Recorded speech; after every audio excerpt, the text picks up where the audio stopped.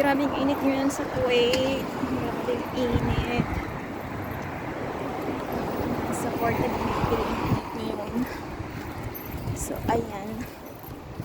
Lakad tayo. Ayan, sumasabit yung sumasabit yung ano ba? Sumasabit yung hijab sa bunganga ko. Mahangin din kasi. Pero maganda siya guys, kahit mainit, medyo mahangin. Basta kayo guys. Sana okay lang kayo. Inom kayo palagi ng tubig. Kasi ang init talaga. Grabing init dito guys. Pero after 3 months naman din, bababa na yung ano, magtaglamig na naman. So, karating ko lang yan sa work ko.